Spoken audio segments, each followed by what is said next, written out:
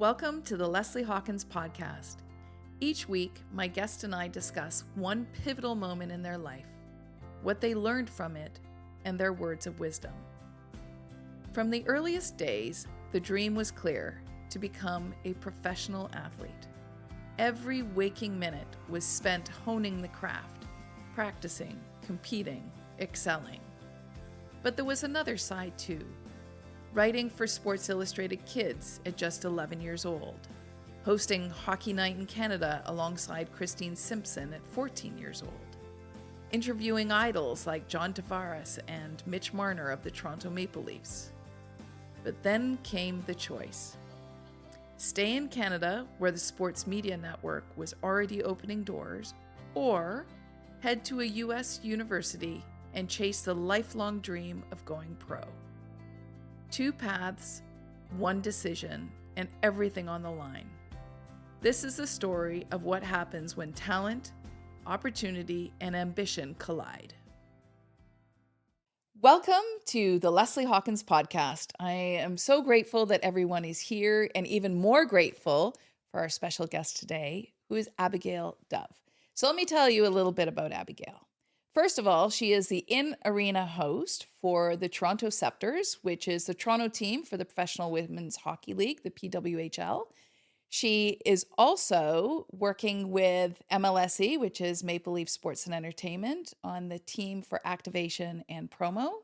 She is a third-year student in sport media at Toronto Metropolitan University and also the women's captain of the golf team. She has been featured on Next Generation, Rinkside Reporter on Sportsnet, alongside her mentor, Christine Simpson. She's a former writer for Sports Illustrated Kids. She has been a lifelong athlete and an advocate for getting more women into sport, specifically golf. Is there anything I missed? I don't think so. That was good. That was good. I was even listening and I was like, wow. Okay, that's a lot. Yeah. Right. Yeah. And the last thing would be, she's only 20 years old. Now, generally I don't talk about women's ages, but I think it's amazing what you've managed to accomplish in a very short amount of time. Yeah. So first of all, welcome. Thank you for having me. So glad you're here. Your schedule is super hectic, so even more beneficial that you're here. Because the one other thing that Abigail does do is you teach golf as well. Yes. So you teach women and juniors, getting them into the game of golf, which is so completely up your alley, which is amazing. Now, you and I met 8 years ago. Crazy. Which is so crazy. It feels like yesterday and yet not. Feels like I've known you forever. And you were at that point writing for Sports Illustrated Kids, and you came to interview me at the office when I was the general manager of Adidas Golf. And ironically, a couple of weeks ago, I know I shared it with you by text, but I got the photo of you and I from that meeting actually show up on my memories on social media. I think I wore that party t-shirt everywhere. That shirt was... It was great. A highlight of my childhood for sure. There's many photos, but I was very excited to wear that with my blazer to come. It was so good. You. Yeah, you totally showed up, the right attire. And it was great because your dad drove you, because at that point you were 12. I was like, I definitely couldn't drive. Yeah, exactly. And then that really started our friendship, and we've stayed in touch. And a few years ago, we played in a Golf Ontario women's event where it was a partnership event. And we had a ton of fun. I will say, thank goodness for your golf, because I do remember the first hole, I missed a 4-foot putt right to start. So I don't know that I contributed anything, but we had a good time. We had an amazing time. Exactly. That was so much fun. Yes. That was a lovely course at the Toronto Ladies Golf Club. And yes, it ended up being the course I shot my career low tournament at, which is for the 72 even par. Very at nice. the Golf Ontario Spring Classic qualifier. And I wouldn't have been able to do that if it wasn't for the memories I had on the course previously and the practice I got. That's so good. I love that course. I'm heading back actually in a few weeks for the Golf Journalists Association of Canada. Oh, great. Tournament is there in a few weeks. And that definitely has That's a good special group. place in my heart, and it's because of the Absolutely. memories we made there first. It was so good. It is an amazing course. Yes. That's awesome. Yeah. So this podcast is all anchored on that one question, Mhm. which is, what is one pivotal moment in your life? And the reason that I chose that question for this is because I believe that we all have multiple pivotal moments throughout our life, Mhm. professional, personal, whatever it may be. And that there's this sense that when you're going through something, that you're the only person in the world that's ever been in that state. And in actual fact, there's chances that there's somebody else and there's somebody in the audience who is going through something similar or has. So that's why I decided that really this is the cornerstone of this podcast. So let me ask you, Abigail, what is that one pivotal moment in your life? You know, when you first mentioned the question, I was like, whoa, I'm not sure how to answer that. I'm 20 years old. Yes. I'm still trying to figure stuff out. But a really big thing for me was deciding to stay in Ontario for post-secondary and not go to the United States on a golf scholarship. And I think that would be the most pivotal moment in my life because that shaped who I am now. Absolutely. Absolutely. So let's go back in time a little bit and talk about sort of the two streams of your life, starting with golf. Yeah. Obviously, when did you start playing golf and what got you into it? I started playing golf since I could walk. I always say that. My newborn photos were me with golf stuff. Both my parents worked at a golf course. Okay. I was born into the golf world. My dad works as a PGA Class A professional for Canada, and my mom worked as a clubhouse manager and a general manager, always in the golf course world. Mm-hmm. So there was never any babysitting. There was never any daycare. It was, all right, head to the range. I'll see you in a bit. Okay. And I fell in love with the game and always wanted it to be a part of my life. And I thought that the way to do that was to be a professional golfer and go to the States on a golf scholarship. So when with both parents in the game, you sort of adopted the golf course as your second home. Did you fall in love with it because it was just comfortable, or were there other sports that you played that you ultimately decided golf was the one that you enjoyed? So I played hockey growing up. I played high-level rep hockey. I kind of had my summer and my winter. And about, kind of just before grade 9, it came down to that decision as to where do you really want to commit yourself and where do you want to go? Do you want to really commit yourself to hockey and do the summer camps and power skating in the summer and, try and get a hockey scholarship? Or do you want to really commit yourself to golf and do more training in the winter and try and travel and play in tournaments, in December where it's hotter in Florida and that sort of stuff? Because, doing both, you got to pick one eventually. Yeah. And it came to that point for me, and I loved golf. I really did. It was never forced on me. It was never something that I was like, oh, do I have to come to work with you today? Right. I was always dying to go and wanting to be on the driving range or wanting to be playing with my dad or wanting to go, play around with my friends. So when it came time to make that decision, it was very clear that I loved golf and for the right reasons. For the right reasons, yeah.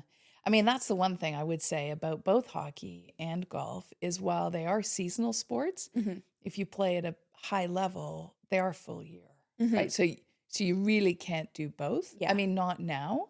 I think maybe 20, 30 years ago, you might have been able to because it wasn't full year, but definitely it's transitioned into that. And so you loved playing golf. Did you have an idol in the golf industry growing up? Was there somebody either in the industry or a player that you thought, ooh, really like, I want to be them? I was right in I was coming up as a junior during right prime Brooke Henderson time. Okay. I'm not even sure how to word it, but Yes. I was the age that you Yes. wanted to be when Brooke Henderson was coming up, and so she made a very big impact on my life Absolutely. as a golfer. So An definitely incredible her. Canadian golfer. Yes. Yes. Yeah, she was, I don't even know how to word it correctly, but that was the person everyone my age was looking up to. I was the perfect Yes. age to have her as an idol. That's a great idol. Particularly as she just won the CPKC. Yeah. Here in Toronto. Yeah. Right. That into was her crazy. home country. I know. That was, I've attended a lot of LPGA and PGA tournaments in the past, most of the time working. And that was one of the very first ones where I didn't have to work, that I fully, was old enough to understand and appreciate what was happening. My dad would always take me when I was little, but I followed all 18 holes of Brooke Henderson's final round, walked every single one, and watched it, her win on 18. And that's a golf memory I'll have forever. Oh, Truly that's fantastic. the most amazing thing. Oh, so good. And you've had the opportunity to meet her, I believe. Yeah, so I met her in the first time at 2017, the Manulife LPGA Classic. Okay. I had wanted to do a story for Sports Illustrated Kids on players having siblings as caddies, obviously with the main duo being Brooke Henderson and her sister. Leading up to the tournament, they had said, her availability might be tight, but you can come on Wednesday. We'll set up some other interviews for you. And then after Brooke's round, you can try and pull her aside and ask if she'll do it. And, we'd gotten there Wednesday. I had done some other interviews, all amazing. Everyone was wonderful. This was actually my first event I had done with Sports Illustrated Kids. So it was a very cool experience. Yes. But very nervous, of course. This was the first time I was doing anything like this. I had watched a few holes of Brooke. I had met her parents, introduced myself, said what I, was trying to do. And after the round, I was kind of there. And I remember her dad jumped in and was like, you have to meet Abigail. And I explained what I wanted to do. And she gave me all the time in the world to do the interview. True class. It was the most amazing thing. Though, fun fact, not sure how much I love talking about this part. I was so nervous I didn't click record on the voice memo, but shout out to my dad who came to every event. He recorded the whole thing on his phone because he knew how much meeting and talking to Brooke Henderson meant to me. And so I was able to get the audio from his video. Nothing was lost. Yes. All was good. And I learned my lesson. Right there to always check always if you're recording. Double check. Right. That's amazing. Well, she's a wonderful role model to have in golf, but she carries herself with such grace and such poise. Yeah. And she's really quite humble for somebody who has accomplished so much on the LPGA. So you start playing golf, you're playing hockey, you drop hockey and focus on golf. And at what point did you have aspirations to go to the US? What places were you talking to? Was there scholarship opportunity? And was your ultimate goal to follow in Brooke's footsteps and be on the LPGA tour? Yeah, I think from as early as I can remember, that was always the goal. That was always the conversation was, working towards that golf scholarship. And I think a lot of people kind of coming up around my age, it's shifted now, but for a lot of people, when you were playing sports as a kid, that was always the intention. Right. There was never any, I'm going to play and, kind of stop it when I graduate high school. Everyone was always looking for a way to keep going forward with it. And a lot of the times I was trying to get a scholarship and go pro. Right. I mean, if you go ask any, girl under 13 that's playing golf or playing hockey, they'll probably say that they want to do it professionally because that's kind of how you're trained to go through sports. And so for me, that was the goal for the longest time. I was picking my high school class schedule with the intention of meeting requirements for the states, looking at how are you going to write the SATs and those sorts of things that you need to go to the United States. And so I also, COVID hit my grade 9 year. Oh, yes. I was in second semester grade 9 when COVID hit. All 4 years of my high school were affected by COVID. So that definitely made an impact as well. But yeah, I don't know if there's a good answer to that question because there's no specific moment. I think it was always just this is the plan. This was the plan. And that was always what the goal was. And I always, assumed that was going to be possible. And that was what was going to work out for me. Absolutely. And so did you have specific universities in the U.S. that you wanted to go to, or had you already started having conversations about potential scholarship? Yeah. I mean, of course, as any little girl, I had my goals, and, you're looking at Brooke Henderson and how she was going to go to Florida and be a Gator. And I was like, oh, that would be so cool. And you're watching all the schools on the Golf Channel and you're like, that would be so cool. Eventually, you kind of realize where you are with your golf game in terms of other people. And, maybe I wasn't going to be a Florida Gator golfer, but there was definitely, conversations as to where I could go and where I could play. By no means was I going to be a top D1 golfer. And I think that's, when you start to question it a little. And that was where, I had to make that decision. If I wasn't going to be the next Brooke Henderson, did I want to go to the States and spend 4 years there? Right. But I loved the game and I wanted to do it. And for the longest time, that was what defined me, was I was a golfer. I spent every day at the range in the summer. You miss friends' birthday parties and you miss going to different events because, you're at the range or you have a tournament and you're gone Wednesday, Thursday, Friday, Saturday. So I didn't think that it made sense to do anything else other than go to the States, whether I was going to be the next Brooke Henderson or not. Okay. So that's one path, but you're incredibly talented. You also have another path. And so that was into sport media. So at the beginning, I had mentioned that you were, and as you mentioned about the Manulife Classic, you were writing for Sports Illustrated Kids. Yeah. I mean, how cool is that experience? Yeah. So how did that come about? So they would look for Sports Illustrated kid reporters every year. They had posted it on Twitter.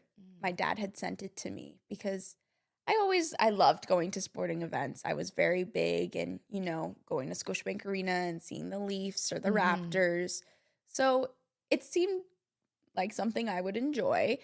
I took a look at it and was 100%, I'm going to apply. Okay. So I started working on it.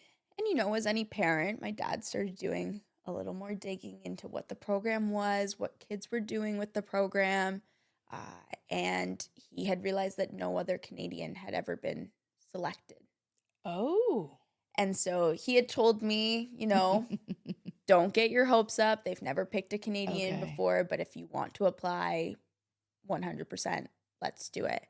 You had to write 2 articles. So I wrote one on myself and why I wanted to be a kid reporter. And the other one you had to write on a local sports organization. So I wrote it on my golf team. Very good. Submitted it and ended up getting selected, being the first Canadian ever selected. I covered stories, all across Canada. Normally it was a 1-year sort of thing that they would do, and I ended up getting to do it for multiple years. So good. Which was an incredible experience because, from there it blossomed. You would go into media rooms as an 11-year-old and people had never seen that before. This was brand new to them. And, from there, I was always meeting new people. And then next thing you know, there's an email and it's like, we think you'd be really good for this event. Do you think you might want to do it? And then you're meeting people there. And before you knew it, it had taken off. And I had met so many people and gotten so many new opportunities because of it. So good. So you started at 11, right? Writing for Sports Illustrated. So prior to that, like, was English and writing, was that like your favorite subject? I think I always really enjoyed writing. As my parents would say, I was a very creative kid. So it all worked out and fit together. Okay. Yeah. That's very good. But before Sports Illustrated Kids, I wouldn't expect many 10-year-olds to know what they wanted to do. But yes. I don't think if you were to ask me what I wanted to study in school, I probably would have been, I don't know, which most 10-year-olds would be. But, some are like, I want to be a doctor. I want to be, I probably would have been like, I'm not really sure. Yeah. It definitely would have been to do with sports because I was, that athlete. But it became so clear once I started working with Sports Illustrated Kids, I guess is what I'm trying to say. Absolutely. And that's an incredible accomplishment, first of all, to be the first Canadian, right? Once again, you're a trailblazer. Really amazing. But then that moves you into different circles where you're now talking to all kinds of athletes, executives within the industry. You're talking to people in sport media. And how did you then move into becoming part of the next gen broadcast? You're literally interviewing Mitch Marner of the Toronto Maple Leafs at one point, rinkside. I'm like, what's happening? Yeah, so the very first thing, I guess, I was doing a story on John Tavares coming to Toronto, being in his hometown for Sports Illustrated Kids. And I guess at the time, John Tavares wasn't taking any one-on-one interviews after this practice, but mine had been pre-set up and been approved. And I guess there might have been some other people that had asked and didn't get an interview, but I had gotten my interview. And of course, everyone's looking at this little 12, 13-year-old, I think I was around that time, with her jeans jacket and knapsack and her little phone and her big printed pieces of paper, just asking him questions. And so some people had kind of come up to my dad and asked what I was doing. And someone from Sportsnet was there and had introduced themselves. And of course, at the time, every Saturday night I was on the couch with my dad watching Hockey Night in Canada. Absolutely. So I was a true Canadian upbringing. Yeah. I was very excited to meet the person and was introducing myself, and must have been very optimistic and positive, talking about my story, very outgoing, which I am. True. So it doesn't shock me when I, hear how that went and remember how it went. And I guess a week and a few weeks later, someone from Sportsnet had called my dad and asked if I would be interested in doing it. That's incredible. They brought me to the Sportsnet office, and Christine Simpson was there along with some of the producers. And I had met Christine before at a previous event and was always a big fan of hers. So seeing her again, I was like, whoa, this is so cool. Right. This is the Christine Simpson. Yeah. She's an icon. They asked me if I wanted to do it, and I said, yeah, 100%. Sounds awesome. And so I attended a game before with the Sportsnet crew, watched how it was all going to go, wrote all the stories myself. They asked me who I wanted to interview rinkside before the game. Being a 13-year-old Canadian girl, the answer was Mitch Marner, and how cool that was that it was Mitch Marner. And had the most amazing game, the most amazing experience. It truly was one of the greatest things to ever happen and will have ever happened in my life, being a 13-year-old on, a Sportsnet broadcast covering the Toronto Maple Leafs game. But, I remember I had given my phone to my dad, and I had a private Instagram account at the time. You know, I would post things for Sports Illustrated Kids, but was never too big into social media. And I remember being in the car driving back and probably gaining 500, 600 follow requests, hundreds of messages. Twitter, a whole different story. That was crazy. There were Just so many people Yes. on Twitter, and it truly, in that moment, made me realize how many people watched that game. Yes. I was nervous before the game. That's a given. Yeah. But for me, it was always just, you know, me and the camera, and I was with Christine, and I was very comfortable. And I don't think anyone really told me before the game how many people actually were going to be watching. And that was a very, very good thing. Exactly. But I was nervous in terms of like, oh my gosh, so many people are going to be watching. There's literally millions of people across Canada watching this game. So that was insane to realize after. But, you know, the whole experience, we did breakfast television in the morning, up bright and early.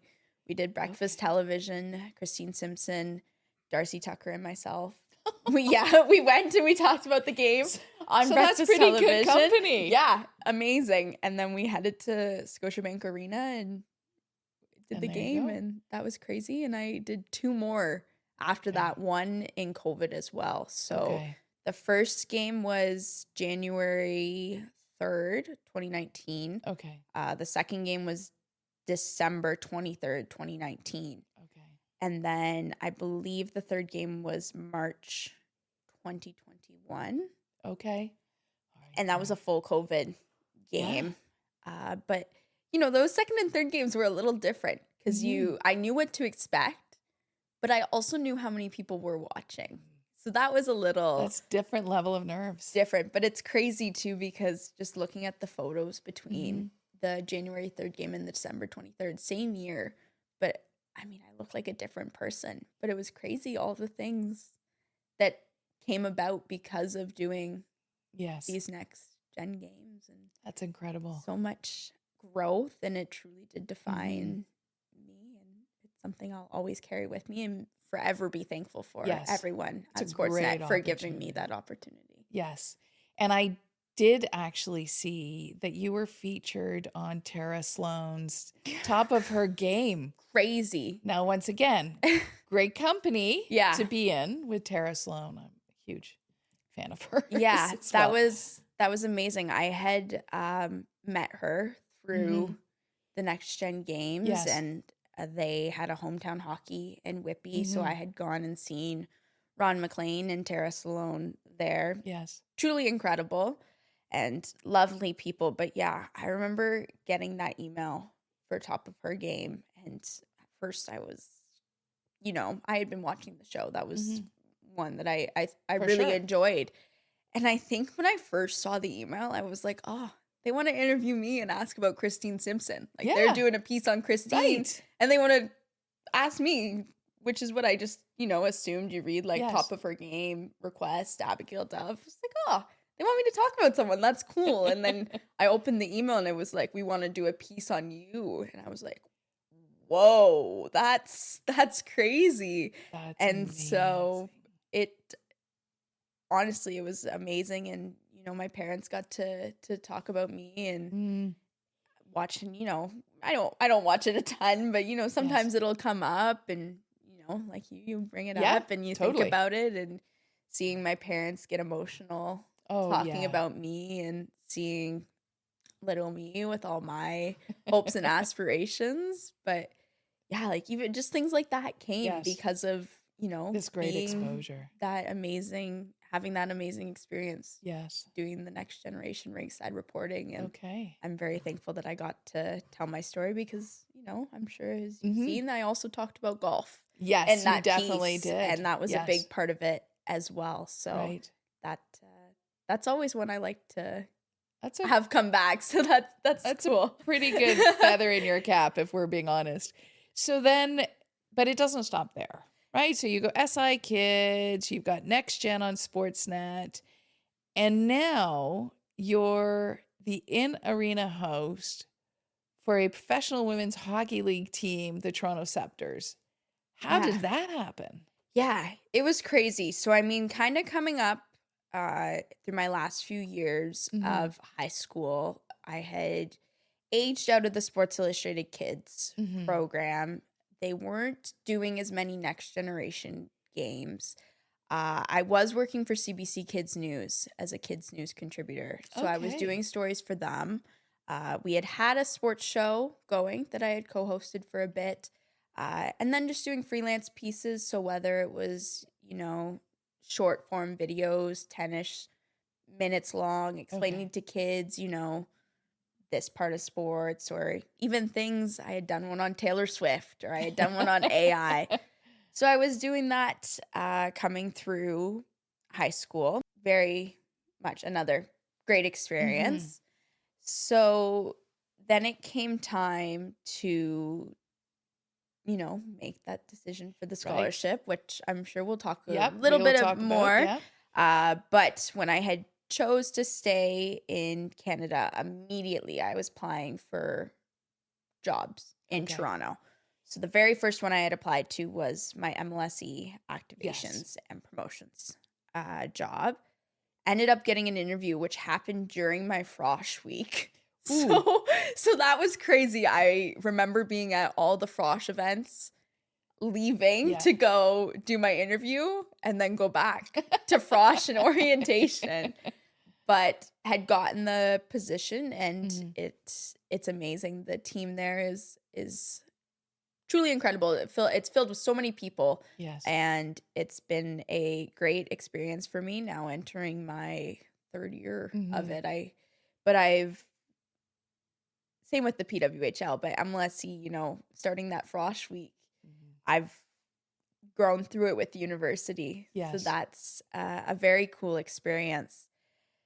And then I found out that the PWHL was starting. And then it was announced, at the time, PWHL Toronto, but Toronto Scepters now was going to be playing out of the Mattamy Athletic Center, which is the arena and the athletic facility on my campus at Toronto Metropolitan University.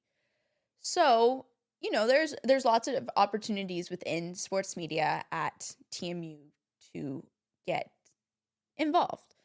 And one of the things that I was doing was pitching stories to the newspaper that we had on campus. And so I had pitched the story that the PWHL was coming to the Mattamy Athletic Center. What does that mean for students? Yes. And what does that mean for sports media students? And so they approved the story. They let me write it, and I interviewed some of the women's hockey players and some students that were fans of hockey. And I interviewed some people at Sportsnet who I thought would make, a good impact on the story and be able to explain the history of the building, because obviously the Mattamy Athletic Center used to be Maple Leafs Gardens. Absolutely. So it's a very, very cool building. And at the time, I was also working another job with the athletic organization at my school, helping with the golf team and all sorts of different things. But my office that I had at the Mattamy Athletic Center was being taken over by Brian Burke for the PWHL. So I had to clear out my office. Yeah, excuse me, so Brian Burke's moving in. Brian Burke could go there. And I had made the joke to the person from Sportsnet that I was interviewing and said, hey, if he's taking my office, I'll take a t-shirt or something in exchange for the office. And he laughed. It was hilarious. And then I had kind of, was putting together the story. And later that morning, I was like, you know what? Maybe I should see if there's a way for me to volunteer. Yeah. Because, they had known Brian Burke, and it's a small world, very small world in the sports media world. And so I had said, hey, if they're looking for volunteers, I'm a 30-second walk from the arena. I will run over. I'll do whatever. I want to be involved, yeah. And then a few days later, I had gotten a message that said they're hiring an in-arena host? Do you want to apply? And I had just started in-arena hosting for the school with our games. And, you know, TMU is it's got good athletes and has good teams, but it's tough, right? It's a majority of it's a commuter school. So if you think of, you know, Ottawa and their football games and how they, you know, have a lot of people in the stadium. I'm sure you've seen that. Yes, and exactly. People are aware that, you know, those stadiums fill out. We don't have a football team.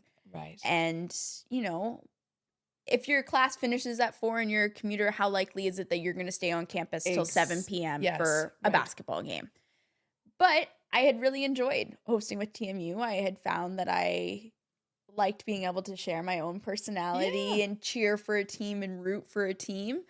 So I applied. I had put together my, you know, demo reel and my resume, gone through, I think, two interviews before, and then went to the Mattamy Athletic Center with the finalists of the position and did that. I felt good about it afterwards. Good. The day before actually was Toronto Metropolitan University's women's basketball team was playing against the UConn women's basketball team, and it sold out Mattamy Athletic Center. So that was the largest crowd at the time I had ever in arena hosted. So when I came back to the Mattamy Athletic Center the next morning for my interview for PWHL, I was like, this is pretty cool that all these seats were filled yesterday and I hosted.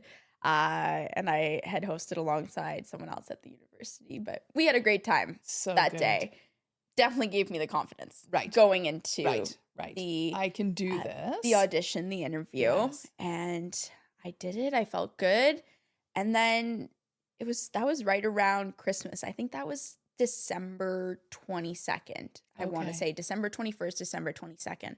So I went home. I left the city.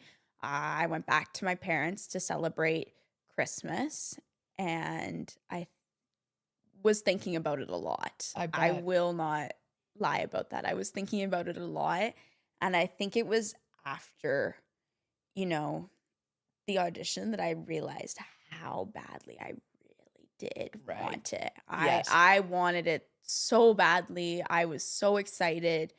I really wanted them to, you know, pick me. I wanted them to see what I was capable of doing and how much commitment and effort that I wanted to give to this league and the team.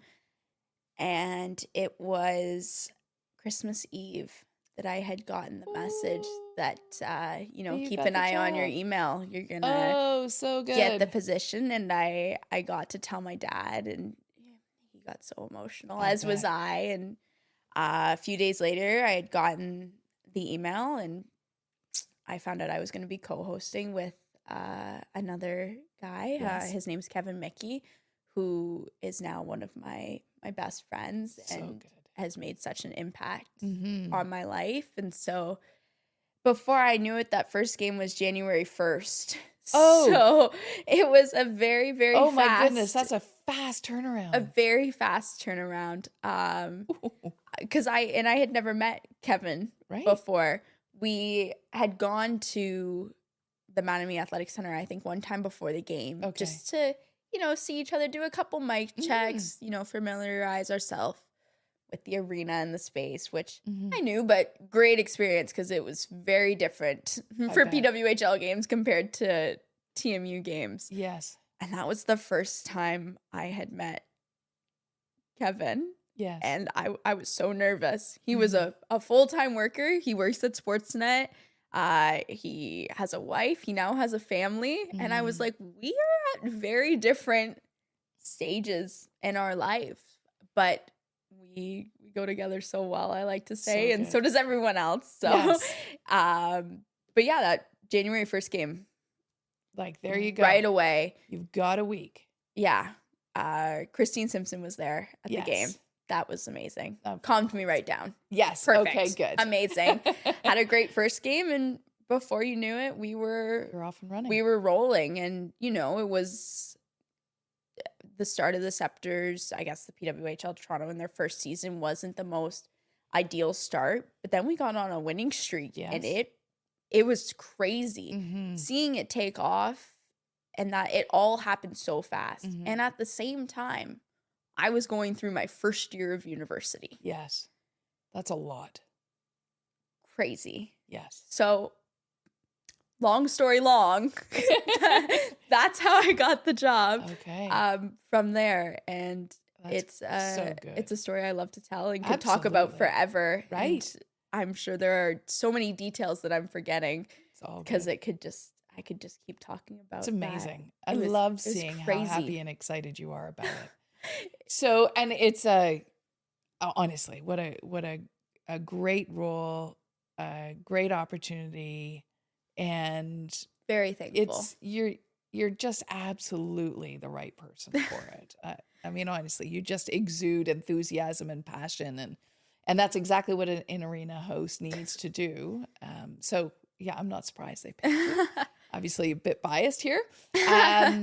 So let's go back to the decision. We've got the golf lane where you're playing, you're loving the game, you've been grown up in the game, you're looking at golf scholarships. There is some inkling that maybe it's not D1, but there's still, I mean, if you go to a US college, it's big, there's great exposure, incredible coaching. Granted, you're away for 4 years from home, but that's on the table. And on the other side of the table is, but I love sports media. Yeah. I've got all of this great experiences. I've done it all locally. So what was the final, like, how did you make that decision? And what was the final sort of turning point to make you stay here? And oh, by the way, we're super grateful that you did. But how did that happen? I think the bottom line for me, it came down to, do I think I'm going to play on the LPGA? Do I want to play on the LPGA? Okay. That's a different question. Yeah. Right. So I think, there are a lot of people that go to the States for 4 years, play their sports, and come back and work here. But there was that other path, and that was sports media. And there were connections that I had made here, whether that was you or whether that was Christine Simpson or, anyone that I had made a connection with here. If the goal in the end was to come back and work in sports media, or to work in sports media, anywhere, did it make sense to go away for 4 years? And whether it was lose or, loosen or not be able to keep those connections as well, was it going to be worth it? Okay. That was the bottom line for me, was where did I want to go? And, if it wasn't LPGA for me, it was sports media. So why was I leaving what I had created here, for 6 years? I was 11. You kind of make the decision for university, 18, 17. Early. Yes. That's a lot of years put into, creating, whether it's a brand or creating connections here. Yes. So, that's a tough decision, and that's a tough one to kind of realize that, I wasn't going to be the next Brooke Henderson. Yeah. I wasn't going to be going and finishing in the top 10 at the LPGA. I wasn't going to be able to do that. And that, when you commit yourself to a sport for so long, and that I know I'm not the only person that has to go through that. It's hard to come to the realization that you're not going to be a professional player in your sport, at the highest level. And for me, that was hard because I gave so much to the sport. I'd like to think I committed so much of my time. I committed a lot of money, whether that was my money or that was my parents' money. They definitely supported me through my journey in sports when I was little. And, that's not easy to think. I don't want to say giving up, but probably at the time I felt like I was. I was giving up on golf. I was giving up on what I had spent so long doing. And, I thought I, I was a golfer. Right. That was your identity. I was a golfer. Mm-hmm. And when you kind of step back and you're like, I'm going to be a student.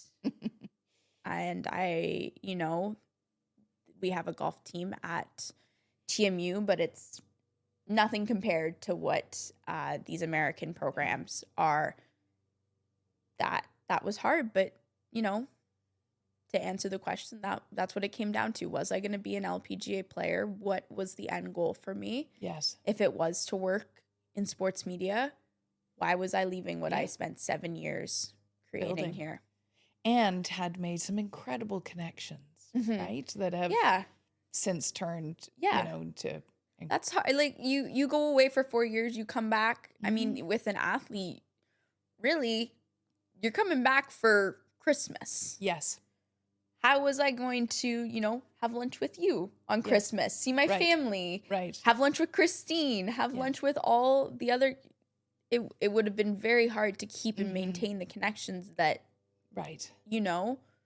Hopefully when I graduate and I'm looking to continue working in sports media, I've been able to create those connections to help me. And obviously, first off and most importantly, they're friendships. And that's what I appreciate. I would have been able to maintain those friendships. It would have been very, very hard. And that was the bottom line. What I created here was worth more than going away for 4 years if I knew I wasn't going to make it to the LPGA. Okay. A tough realization, honestly, after really being raised in the game. Yeah. So I do appreciate your vulnerability and honesty in that answer. So you're now starting your third year at TMU.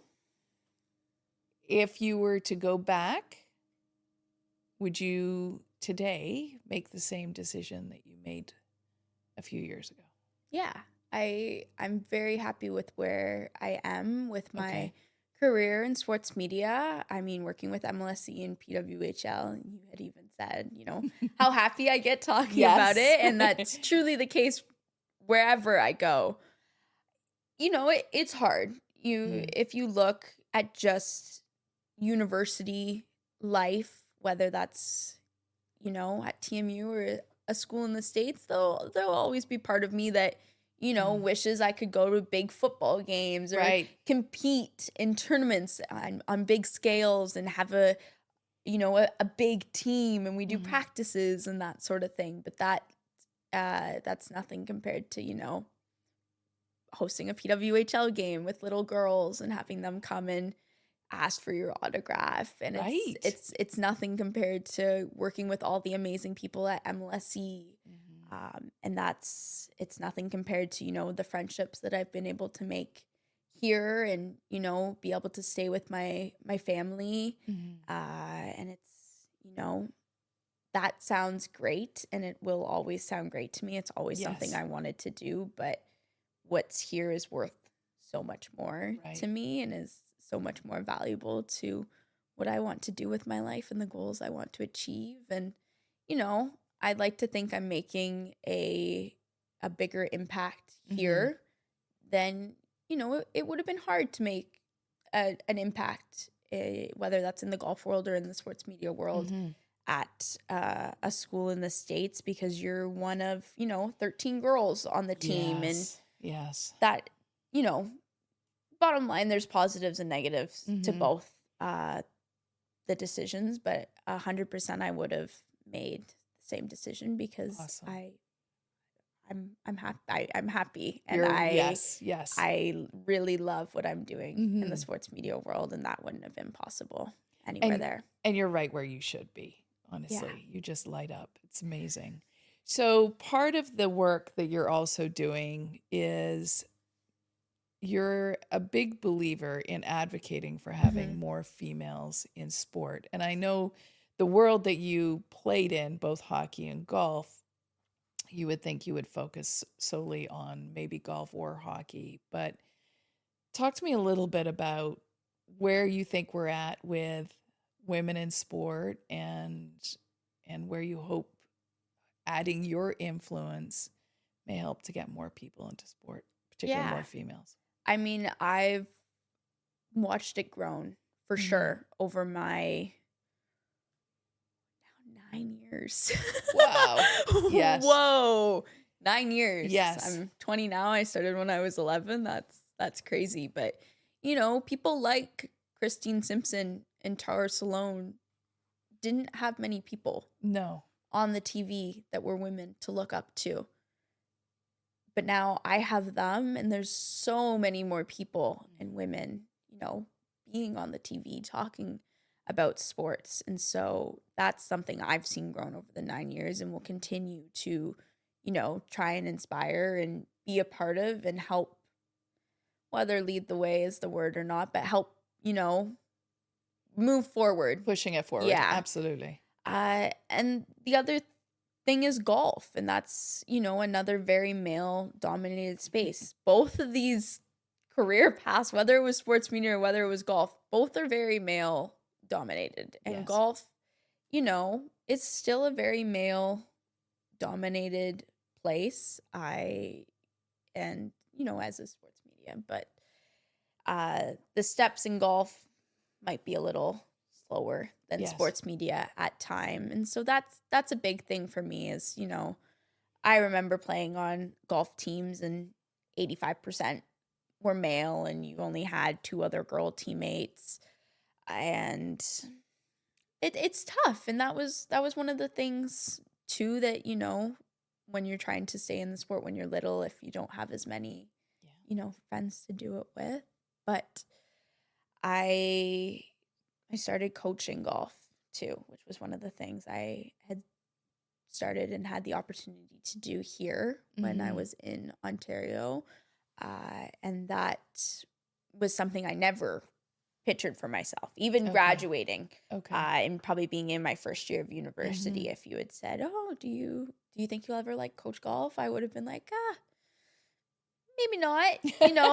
I had watched my dad do it, and it was never something I was like,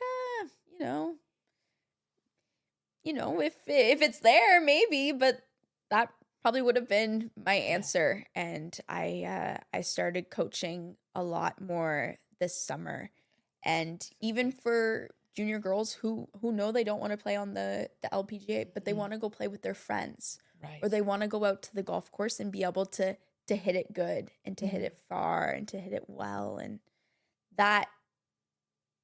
that's really cool, is being able to coach them. And, I think coaching has made me fall more in love with the game. It was tough to make the decision to go and to stay or whatever it was. And, part of me was like, I don't know if I love golf as much when you're playing in, the OUA, or you're playing in less tournaments, or you can't go to the range as much. So then your swing isn't as good. But getting able to coach little girls and little juniors, and you see them light up, it makes you happy as well. Right. So a lot of love for the game, and it's in a different area, and that's okay, because I'm still playing. I play for TMU, and I really enjoy doing that. And I've had some success in the OUA circuit. Yes, you been have, able to win a couple tournaments and perform well. And so I'm very happy with where I am in the game. And so to go back to the question, it's hard to advocate for something if you don't love it. Right. But I do love it. And so it's advocating to get more women and more girls involved in golf and sports media, but to have them be able to enjoy it and share your love for it is how people are going to get involved in it. The contagious passion Yeah. is great, right? Yeah. And you're a very good golfer. You have a great swing. Oh, and you're you. very personable. So I can only imagine these little girls just looking up to you like, I want to be you. Yeah, yes, it's amazing. It's very cool. It's very cool. 2 more questions for you. First is, throughout this process of being so uber focused on golf, but having the love for sports media, and then needing to make this decision of, do I stay? Do I go? What do I do? Throughout all of that, what did you learn about yourself, about your community, or those that surround you? Yeah, well, I think the golf season for OUAs, for Ontario universities, is very different than in the States. You know, you start that first week, you're back at school in September, but you're done mid-October. It's very short season. Very quick, very fast, and very jam-packed. So I was a first-year university student hopping in a car every Saturday morning to go to a new course, a new school, I like to say, because, you know, they're all hosted by different schools. And, you know, as a first year trying to make friends, when you're gone every weekend, that first chunk of the school year, that's a very valuable time to make friends. Right. And so when I had come back, you know, mid-October, that was tough. That was a very hard time for me. I'll be honest. That was a very, very hard time. I was constantly going home on the weekends at school if I didn't have some sort of event or work. Very, very confused if I made the right decision, because I was a golfer. Yes. And the golf was done. Right? And that was a very, very hard time. And, you know, it worked out that eventually came time to apply for PWHL and get that position. And that was huge. That really, really turned things around for me, because I was so, so sad all the time. I was, you know, living in downtown Toronto. It wasn't like I could have just left and gone to the driving range. Yes. It wasn't like I could just, you know, go hop on and play 9 holes, which was a completely different experience for me. And I didn't know what to do. I was a golfer and I couldn't golf. So then now what? What was I? Oh. Right? Ooh, and so that's a tough question. it was very hard, but, you know, I was able to learn and to grow and, you know, figure out what I wanted to do and who I wanted to be, because for the longest time, if I had free time, it was golfing. Right. If I, you know, had the day off, I was golfing. Now all of a sudden you have these days off and I'm like, now what? What am I supposed to do? I'm not sure. And so I was able to, you know, reconnect with things that like made me happy, that you just you want to do, and I now had time to do, and you know, make friends and make connections. And, you know, as much as I think of myself as a very mature individual, you know, started when I was 11, so really absolutely sped up my maturity process. I, you know, was able to have fun and do things that you do just because they're fun, and make connections and get friends and just enjoy that, and realize that I am still a golfer, and you can still be a golfer if you're not golfing 6 days, 7 days a week. Correct. And that was a big change in realizing and learning that about myself. And then PWHL rolled around, and I realized, you know, I'm right where I need to be, and you know, you keep going forward. You keep pushing through, and, you know, I am glad that I was able to know that in the moment to keep pushing forward, because then I really discovered who I was and what made me happy and what I wanted to do. So good. That's an amazing answer. My last question is, what would be your words of wisdom for our audience? I think something I've always said, and I know my mom and everyone, there's lots of people that will say it, is to just be yourself. Mm-hmm. Kind of going back to that last question just a little bit, when I wasn't golfing and I was trying to make friends, you do a lot to try and fit in, right? Yeah. And that's very typical of youth and even, adults, that you want to make friends and yes. you want to be chosen mm-hmm. and you want to be involved, but there's no point in any of that if you're not yourself and you're happy. So I think the most important thing I would say is to be yourself, because then you'll end up right where you need to be. Yes. And those are incredibly wise words for anybody to say, and particularly astounding coming out of you. You are mature beyond your years. And it's, I am truly appreciative of your time, because I know you have a very hectic schedule.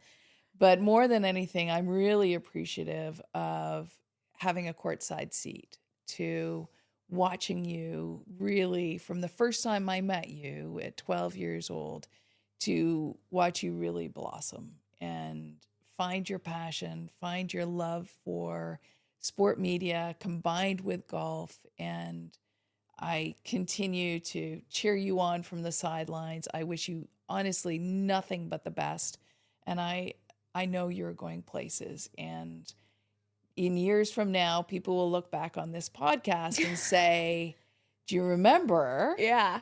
And I'll say, I remember when I met her at 12 and mm-hmm. when she was on my podcast at 20, and I knew her then, and I'm still going to go and get her autograph. So it is an absolute honor to watch you and cheer you on. And I know you will get a lot more fans from listening to this podcast. And I really appreciate you as a friend and as a human. So thank you. Well, I truly appreciate you having me and letting me tell my story. And there will always be time in my schedule for you. I promise that. So I really appreciate everything. Thank you for having me. Appreciate you. Thanks. Thank you for joining me today.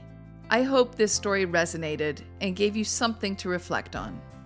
If it did, please share it with someone you care about, and be sure to subscribe so you can continue to hear more pivotal stories involving one question, one turning point, one powerful story. Join me next week with another guest on the Leslie Hawkins podcast.